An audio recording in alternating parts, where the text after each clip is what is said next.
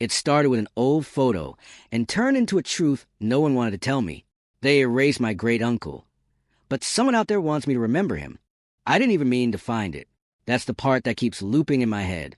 Like if I could just rewind and not click, everything would still be, I don't know, normal?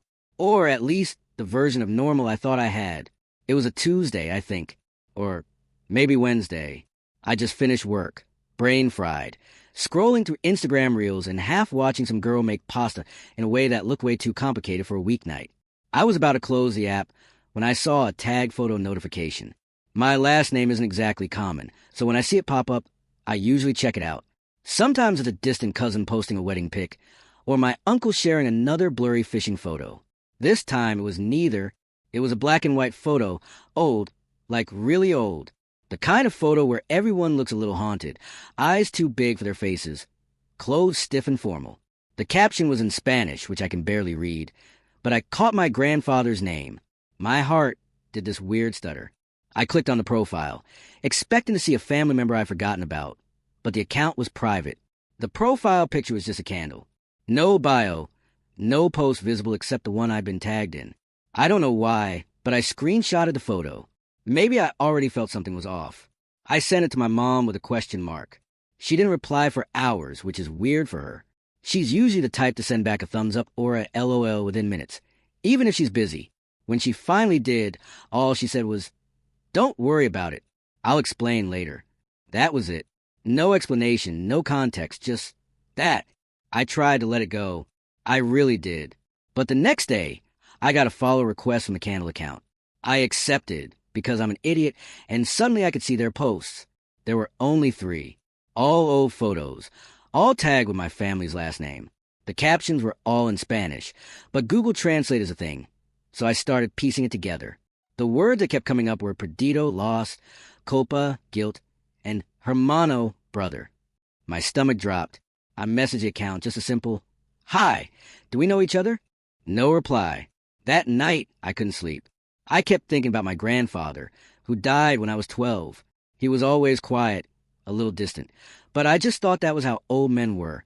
I remembered this one time at Christmas, when he'd gotten really drunk and started crying about the one we lost. My mom had hustled him out of the room so fast, I barely had time to process it. I'd forgotten about that until now. The next morning, I cornered my mom in the kitchen. She was making coffee, acting like nothing was wrong. I showed her the account, the photos, the captions. She went pale, like, actually pale, the way people do in movies, but never in real life. She told me to sit down. I could feel my heart pounding in my ears. She started talking, but it was all in fragments. It was a long time ago, before you were born. Things were different then. I kept pressing. Finally, she said, "Your grandfather had a brother. He disappeared when they were teenagers. No one ever found out what happened to him. It was a scandal. The family never talked about it again." She looked at me like she was begging me to drop it, but I couldn't. I asked if she thought he was dead. She just shrugged, eyes shiny. "We don't know. Maybe, maybe not. It's not something we talk about." I felt this weird mix of anger and sadness. Like, how could they just not talk about it? How could you lose a whole person and just pretend it never happened? I started digging. I went through old family albums, looking for any sign of this missing brother. There was nothing. It was like he'd been erased. No photos, no mention of the family tree, nothing.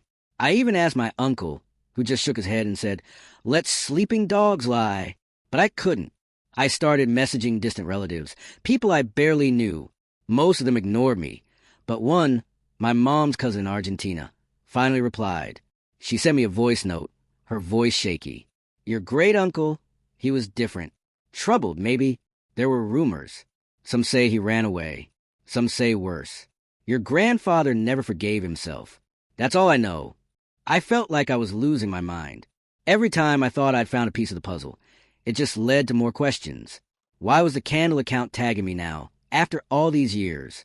Who was running it? What did they want me to know? After that, I started having dreams. Weird, vivid ones. I'd see my grandfather, younger, standing in a field at dusk, calling out a name I couldn't quite hear. Sometimes I'd wake up with tears on my face, heart racing. I started to wonder if I was making it all up, if maybe I just wanted there to be a secret because it made my boring life feel important. But then last week, the Candle account posted again. This time, it was a photo of a letter yellowed and torn at the edges. The caption just said, "Par la verdad."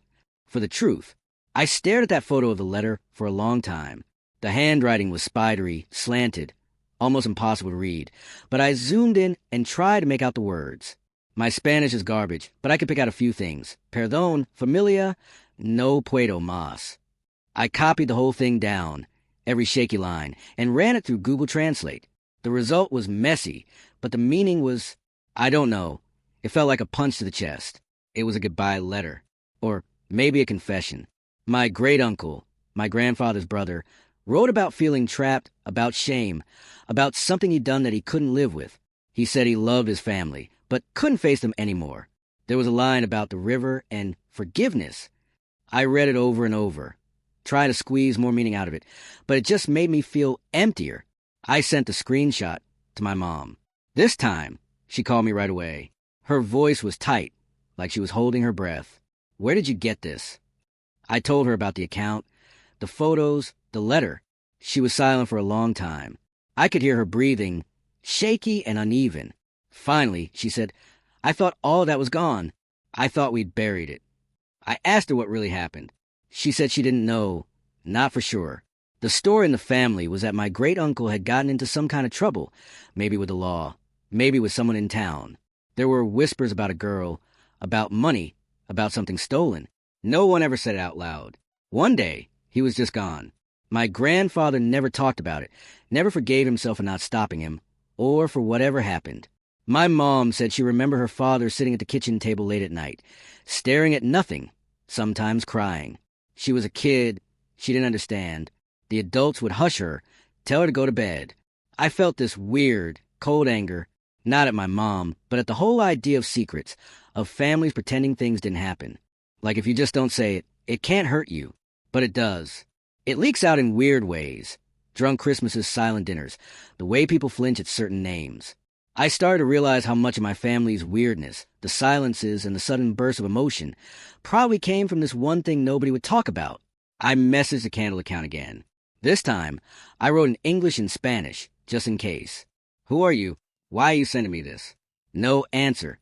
But a few hours later, they posted a story. Just a photo of a river at sunset. No caption. I stared at it for a long time. I don't know why, but I started crying. It felt like grief for someone I never met, for a whole part of my family that was just missing. I tried to talk to my uncle again. He was more open this time, maybe because he could see I wasn't going to let it go. He told me he remembered his father, my grandfather, getting a phone call late at night, then leaving the house for hours.